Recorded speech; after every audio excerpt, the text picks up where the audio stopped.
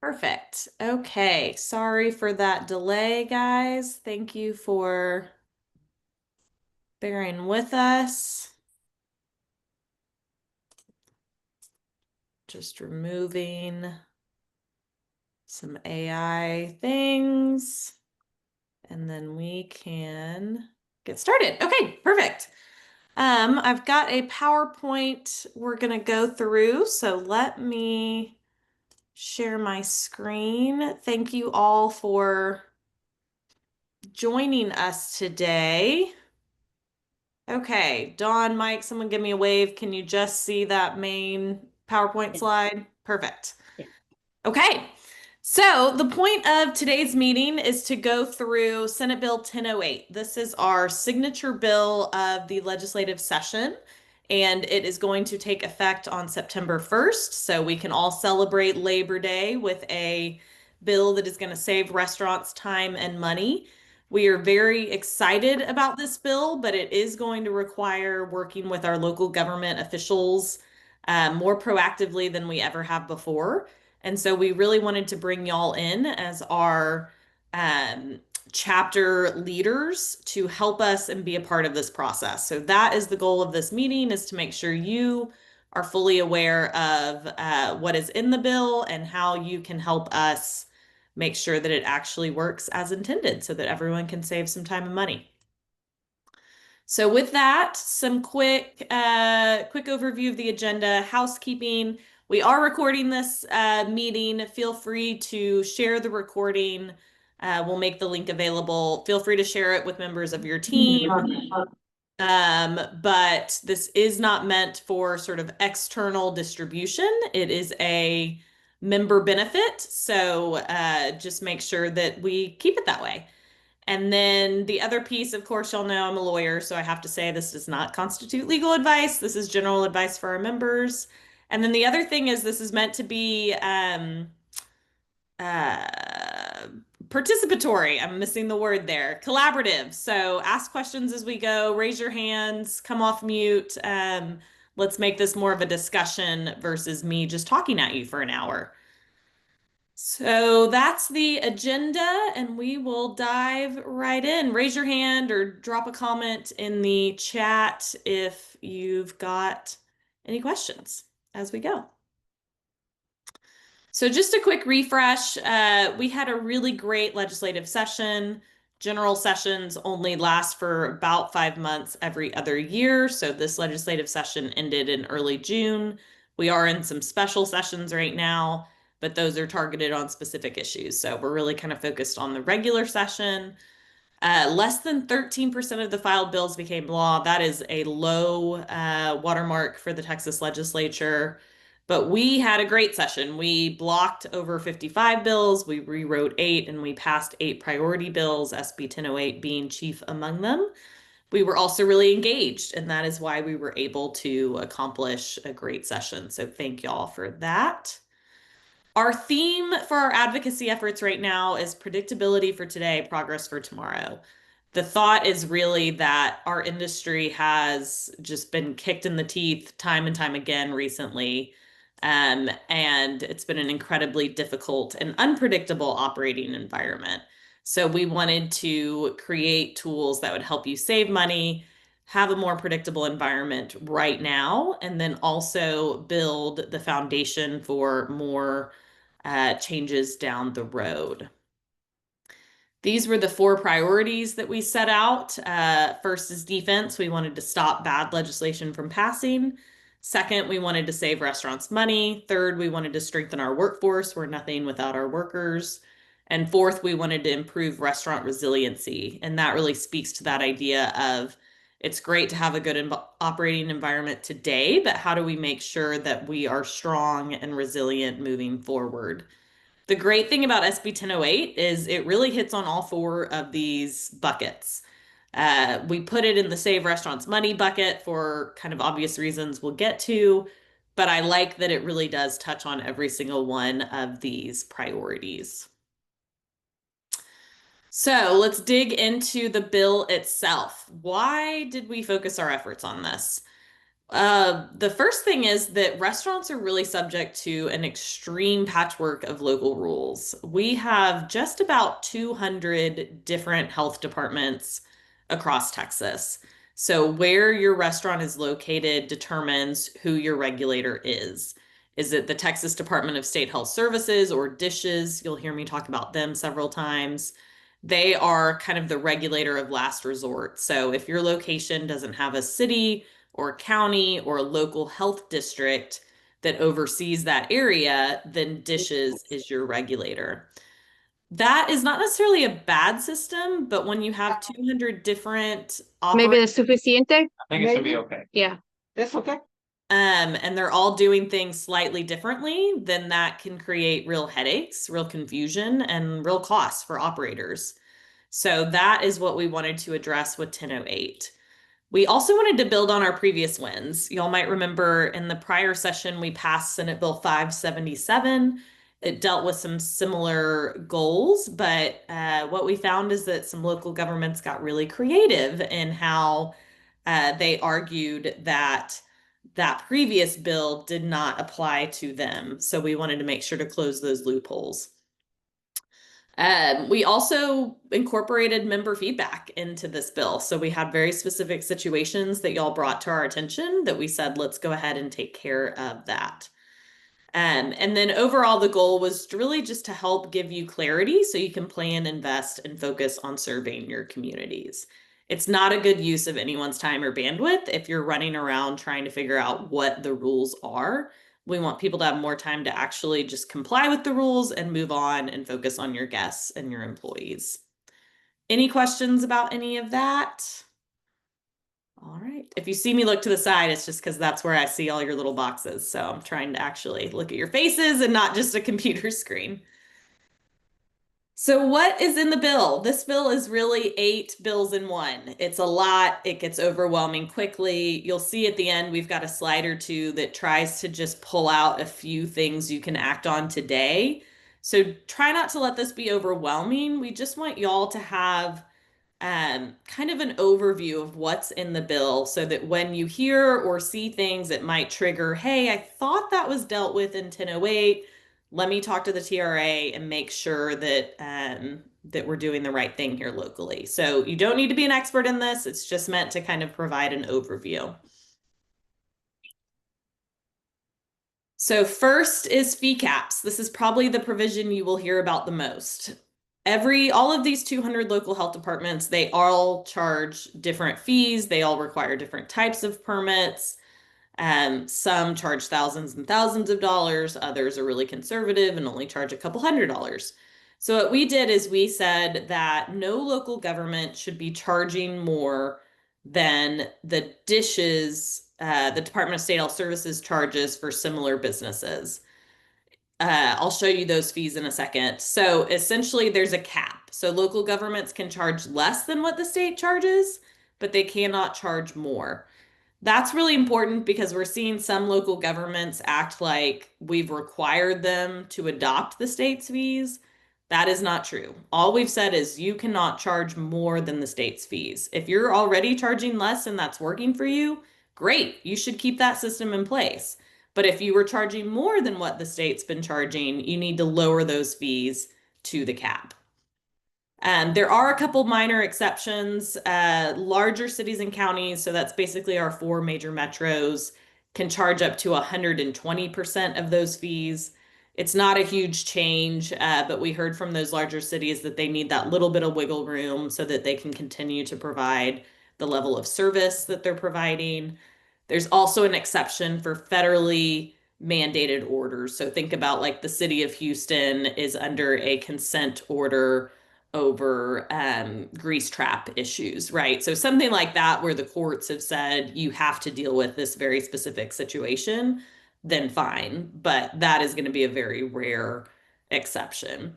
We also put in here an exception for reinspection fees with some of these protections. And the reason for that is we didn't want a restaurant to get shut down in an inspection and then the local government say, well, I'm so sorry, I can't help you because we can't charge anymore. And so you're just going to have to stay closed until we can get back out to you, right? So we wanted to make sure there was a mechanism in place where if you did fail a health inspection and you need to get someone out quickly so you can reopen, there's a way to do that. Again, there's protections though. They can't charge more than $200 for that reinspection. It's only for true serious health risks. So we're not talking about, you didn't have the right sign up or whatever. Y'all have dealt with a million little ticky-tacky things. This is truly a health violation. And they can't charge you these fees more than once in 60 days unless you just refuse to actually address the problem. So I've mentioned the Dishes fee caps. These are the fees that Dishes currently charges for your standard restaurant, right? So they're tiered based on volume of food sales, and you can see the largest permit is $773. So essentially, this means that no local government should be charging a restaurant more than $773 a year. For those metros, it's 120% of that. So it's something like, it's less than $900. So if your local government is charging restaurants more than $900 a year for your permit fees, that's a red flag. We should be able to get those fees lowered. Any questions on fee caps? I know that's a lot of detail. I guess just to provide a little bit of context too, the reason we tied it to this Dishes fee chart is I didn't want to just put a number in statute because we all know things change, there's inflation. And so it's a delicate balance of we want these health departments to be able to collect enough revenue to do their jobs and do their jobs efficiently. But we also know in the past they've gotten really, some of them have gotten a little crazy with the fees that they're charging, right? So that's where we tried to strike this balance of yes, you should charge a reasonable fee so you can conduct good service, but we shouldn't be using restaurant fees to fund city government, right? And that's kind of what we started to see is as local governments have been restricted in their abilities to tax, for example, they've been increasingly turning to these fees as just a source of revenue for the city. And that's not what was ever intended. The other thing here is save this website at the top. This is where this fee schedule lives. There's lots of resources on this page. And so it's just a good, like, favorite it on your Google browser or whatever browser you use. It's good to just have handy. Kyle has a question about fees. Kyle. Thank you, Kels. Hey, on the fees, yours was based off of volume of sales. Is that how all of the cities should be, or can they be based on different things? Because they've based ours off of tiers of risk, so it's like high, medium, and low. Great question. They do not have to use sales volume. They can continue to use different mechanisms like risk, like employee counts. All of that is fine. They just can't exceed those dollar caps, right? Yeah, great question. That's another thing some of the cities are sort of acting like they're confused about. So yes, assure them they can continue to set the fees however they want. They just can't exceed those dollar caps. We're also going to work with Dishes. These, you might be thinking to yourself, what restaurant has less than $50,000 in gross sales? I've wondered that myself. These thresholds are very old. I think they've been in place for about 20 years at the state. So we're going to talk to them about can we update these to sort of create more meaningful distinctions between small, medium, and large restaurants, because even a small restaurant is going to have $50,000 of sales. Okay, gonna keep going, but if there are any other questions, pop in, let me know. Fewer permits. This next provision really is a complement to the fee caps. What we said is that a local government can only require the types of permits that Dishes would require if that restaurant were in their territory.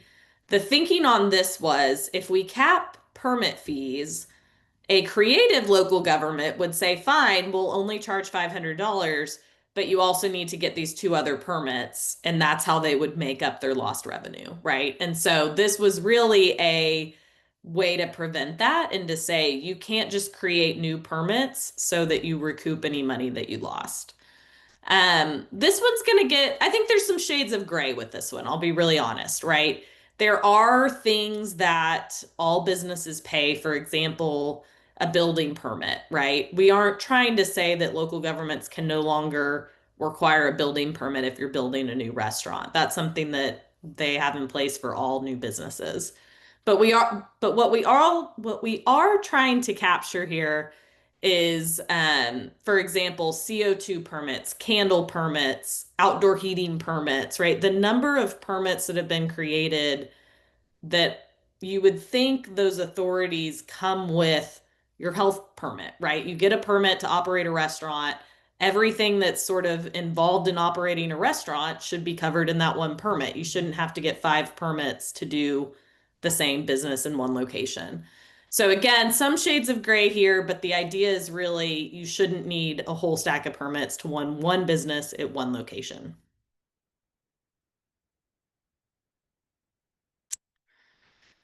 Alcohol fees. This is one we have talked about a lot.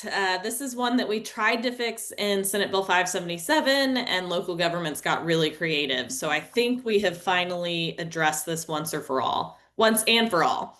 And what we said is once a food service business pays for a food or health permit, then no local government can charge them a local alcohol fee for that location.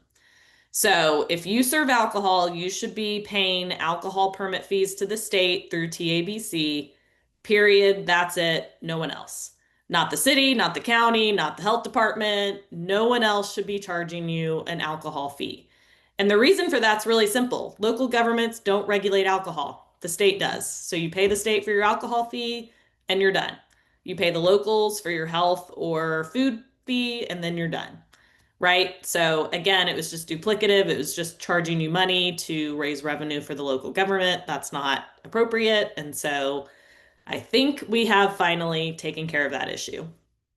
Any questions with this one?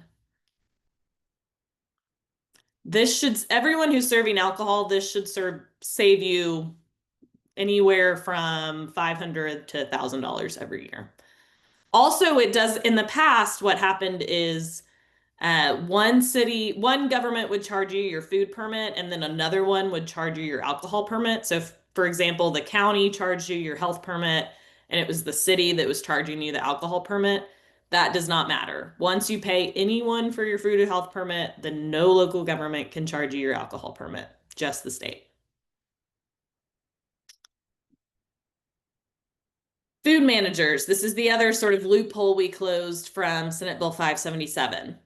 If you have a state approved food manager, so someone who's passed Texas Food Guard, ServSafe Manager, any of those statewide certifications, then local governments can no longer require that food manager to pay a local fee, get a local card, get a local license or certificate, any of those things. Those are statewide certifications. They work throughout the state without any sort of local endorsement. It's no different from me. I'm a lawyer. I pay the State Bar of Texas. That allows me to practice law all across the state. I don't have to go to the city of Austin and say, here's my state paperwork. Can I practice here in Austin? Right? There's no reason the same principle shouldn't apply to our food managers. So this closes that loophole. What we saw after 577 is some cities were saying, okay, we won't charge them a fee, but we'll still require them to come down to City Hall and file this paperwork. Nope, none of that. They have their state certification. They are good all across the state. Noise and amplified sound regulations. This comes from our good friends in San Antonio. I think Anthony Duncan's on the call. Um, the details of this get complicated, so I'm going to try to just keep it high level. The point of this is every city has different noise and amplified sound regulations, and it's really difficult for restaurants to keep track of all those different details. At the same time, we didn't want to just get rid of sound regulations because we all want sound regulations in our community so you don't have a nightclub moving in next door, right? So what we did is we created a safe harbor for restaurants.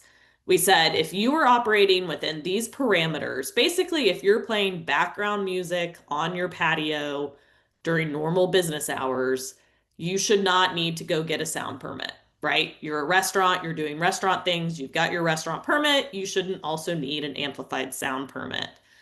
Same with deliveries. You're a restaurant, you need to get things delivered. You shouldn't have to get a sound permit to get your food delivered, right? So that is the basic concept here. I wouldn't worry too much about, the decibel levels and all of that. You do need to know kind of the hours of the day, but really the only time that this should come up is if you do get some kind of code enforcement person who's telling you you need to get a sound permit. Check with us, check the details, because chances are you don't, because of this safe harbor that we've created. I'll say too, this is a great example of defense being the best offense. Because what we've seen in communities like El Paso, San Antonio, you get one bad actor, usually it's a bar or a nightclub, and that creates a lot of neighborhood pressure to change the sound regulations. And if you're a city council person, it is very difficult to tell a community of voters, sorry that your neighbor is loud, we can't help you. And so what we see is that you have one bad actor and that changes the rules for everyone else in a way that's really kind of unrealistic. So this is one of those where we're drawing a line in the sand. We're saying these are reasonable business activities and restaurants shouldn't have to worry about a sound permit if they're just doing these basic things. Any questions? Great. Oh, I'll also point out, you might see this limited exception for pre-existing residents. I was really clever, not to toot my own horn, but I was very strategic in how I wrote that. And so the exception only applies if a residence was occupied before any food service business was located on that premises. So if you sell your business down the road, someone new comes in and operates it, you don't sort of lose your safe harbor protections. Business catering. This comes from a company called Fuda. They work with local restaurants and basically they come into an office building and they will bring lunch from a restaurant to cater to all the tenants in that building. So it's kind of a new, think about like Easy Cater type model. And so all the local health departments were telling them they needed all kinds of different permits. And so what we said here is if you're a permitted restaurant or a food truck, and you're preparing the food on your premises, you're delivering it, and you're simply serving it at a workplace or some other, work site, you don't need a catering permit to do that, right? You're doing all the food prep in your already permitted kitchen. So that's not a catering event. There's some basic rules in there. You still have to have your food handler and all that kind of stuff. They can still check temperatures. So we're not violating the health codes, but it's an issue of you don't need to go get yet another permit. You'll notice a bit of a theme here, right? You shouldn't have to get another permit to do basic restaurant activities. Local rules transparency. This one probably will not get talked about as much, but I actually think it's one of the most important pieces of this bill. So what we said is that every health department has to offer a way for stakeholders to sign up for email updates. And then anytime that health department is going to change its fees, its permits, its inspection protocols, they first have to send a notice to everyone who has signed up for those email updates. I don't know about y'all, but there have been so many times when I've gotten a call about when did this change? When did we start having to get this permit? When did that fee change? It's impossible to keep up with all those different changes, especially when you're talking about some of these health departments are really small. They maintain maybe a very minimal website. They have public hearings before they make changes. So this is going to be huge in our ability to just keep track of what's happening at the local level. My guess is most health departments will not have this sign up ready on September 1st, but I think this is one of the best things all of us can do is say, hey, how do I sign up for my email updates? Get signed up, and then you can help us keep track of when these things are coming. And here's the thing too, right? If they're going to say create a whole new permit and fee, they have to let us know at least 60 days in advance, and we can actually mobilize and reach out to the leadership and say, this doesn't make sense, or did you think about that? Right. So it gives us a chance to intervene before things go wrong, which is going to be really helpful. Any questions about that? Okay. And then lastly, enforcement. This is again a lesson we learned from Senate Bill 577. When some of the local governments ignored that law, there really was nothing that we could do but wait for the next legislative session and try to change the law again. And so we didn't want to be in that position again. So what we said is, if a local government is violating state law about any food service issue, so not just these issues we're talking about today, but any sort of state law on food service, then the TRA or a restaurant operator, anyone who's impacted by that, can file a lawsuit and basically have the courts intervene and say, you have to stop. This is always going to be a last resort because we want to work with our local government partners. You never want to take people to court if you can avoid it. But it's also just a way to get things resolved, right? So when you file these types of lawsuits, you're just seeking an injunction, which is basically the court telling you to stop doing something. You can't get damages, or, it's not about getting rich. It's not about taking money from local governments. It's just about getting a disagreement resolved so that we can all move forward. So those were the provisions of the bill, quite a bit, as I warned. Now let's talk about sort of how y'all can help and what resources we have available. So this is really Madison's whole presentation and baby. She would be here giving this presentation today, but she is actually at Austin's City Hall fighting with them over their fee schedule as we speak. But she has created a whole toolkit on this bill. We've got one pagers, we have email templates that you can use for specific parts of the bill to email your local leadership and get things fixed. We've got a side-by-side guide, an FAQ sheet, just lots of resources to really break this down and help not only y'all, but also the local government partners that we work with to figure out how to move forward. The other key thing here is please, please, please lean on your executive directors. And we mentioned 200 local health departments. They are not going to all know about all of these changes and have them implemented overnight. It's going to be a process. We want to work with them collaboratively to get this done. And your ED is really the one who's going to be leading those efforts. So please pull them into these conversations. We will continue to update the toolkit and add new resources as things come up. And if you're wondering where you can find it, it's going to be in our members only resource center. I can show y'all how to get to that real fast.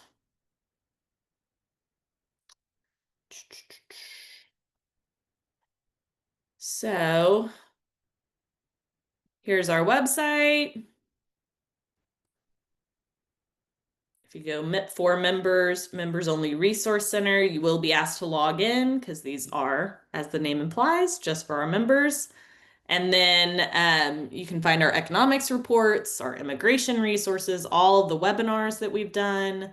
And then the toolkit's going to live here under advocacy. Lots of great disaster resources. Please use this website, guys. We are constantly adding to it, and it really is meant to make your lives easier.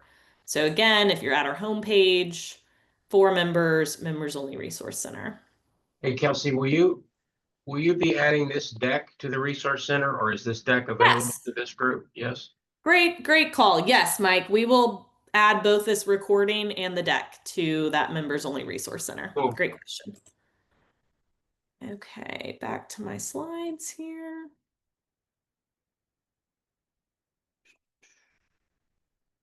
So how do you come into all of this? Y'all are our chapter leaders. So you're really our eyes and ears on the ground. You are going to be often the first to know that there might be something wrong or an opportunity. And so really that's the ask, is please be our eyes and ears. If you see things or hear about things, you don't need to be an expert in the bill, but just know sort of the things to look for, right? And then pull in your executive director so that we can get things resolved. The other thing I'll say here is play the long game. There are a lot of pieces to this bill. I mentioned some of them are more clear cut than others. We want to pick our battles and we want to be strategic. So I wouldn't charge in and say, hey, all of these permits are now invalid. I shouldn't have to pay any of these. Let's start with some of the things that are a little more black and white and sort of easy to explain. Let's get some wins under our belt and then let's build on it from there. And again, your executive director can help with that. So here's where I would start. Again, all of this takes effect September 1st. So after September 1st, I would ask myself, are we being charged any local alcohol fees? That's a huge red flag. That's something we can take care of right off the bat. Are you being charged or asked to pay or asked to fill out any paperwork for your food managers, right? That's an easy black and white, shouldn't happen. We should be able to take care of that immediately. And then the third is let's ask our local governments, how do I sign up for the email updates, right? That's just a huge ounce of prevention is worth a pound of cure. I don't think they're going to be ready on 9/1 with all of those systems, but if we're asking those questions, it'll spur them to actually get the system in place, and then you can get signed up and know ahead of time before things change moving forward. Any questions about those three suggestions? Okay. So looking ahead, we're going to keep building on all of this. I think the key is relationships. There are going to be some local governments who are frustrated by SB 1008. There's going to be some who are saying, why are you making it more difficult to do my job? The thing I hear a lot is we cannot run our department without those fees. Let's unpack that a little bit because what we're saying in this bill is that local governments can't, basically, we're saying local governments can charge double what the state charges.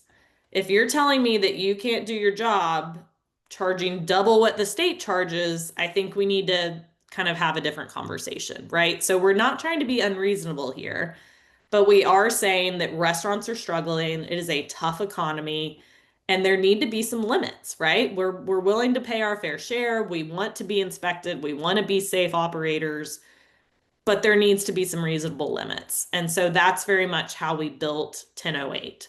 And that's why you see some of the exceptions and some of the different, provisions. So I think the key of all this is we are going to have to work with our local government partners, our health inspectors, our cities. They are not our enemies. We are going to disagree at times, but we want to work with them to address any of those disagreements and move forward. So this is a great opportunity to really build relationships. The executive directors know one of our goals as the TRA is to do more local grassroots advocacy, more local relationship building. What does that mean? That means meeting with your city council officers, meeting with your health department leaders, meeting with your mayor and county judge, and not only meeting with them when we have an ask or a problem, right? But we need to be meeting with these folks just as a routine, hey, we're in this together. How can we help each other? That needs to be our focus. And this, frankly, gives us a new opportunity to do that and a reason to meet and a reason to work together. So you'll see in the email templates that we've got, the tone is very much, how can we help you implement these new laws? How can we help you come into compliance? We know that's going to take time. We know change is hard. We want to be your partner. That's the tone that we want to take with all of this. Some other things we're working on, just to give you a preview, we are going to do Emily and Kelsey's Texas tour next year. Many of you joined us for that event in prior years. My goal is that every odd numbered year, our members will come into Austin to see us, and then every even numbered year, Emily and I will go out into the community with Texas Tour.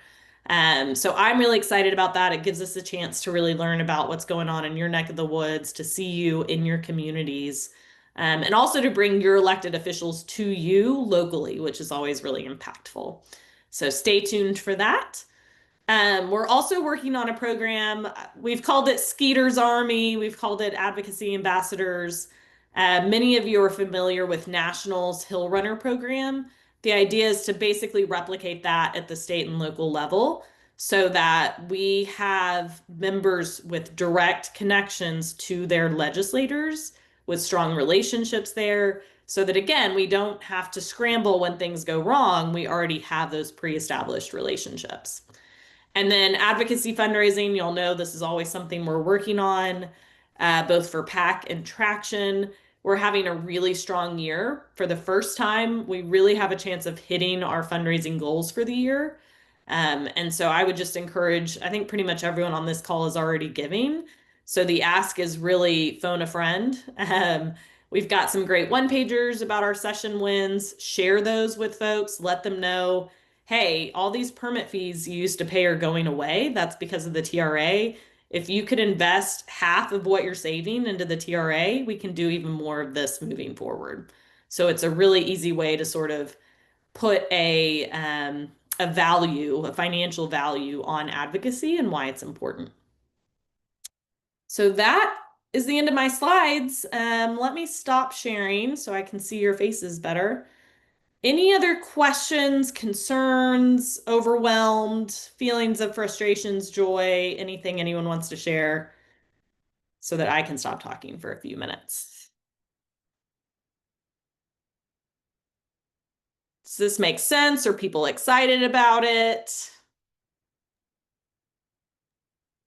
Well, Emily, I'll jump in here. This is my first time being on a call like this. It was quite educational for me. I like the way that we're going. And I want to say thanks for the good work. Thanks for the bills. And for us, me, and for us, especially the Dallas chapter, with some of the things that we're dealing with or we're talking about here, it gives me a better insight as the incoming chair, how I should approach this. I'm glad to see Brian there. That he's leaving some big shoes to fill. So, but this definitely helped me with some of the things that we try and do here in the Dallas chapter. So it was very enlightening for me. Good. Thank you, Tim. Karen, I think you came off mute. Yes, I was going to say this should be very helpful for us. We have so many roses in so many counties, cities, and they all like their extra alcohol money. Yes. All of them. And I tried it last year when we had the other bill, and they got around that easily. So I'm looking forward to my conversations and the toolkit letter that I can send and say, okay, I'm really not going to pay it this time. Yes.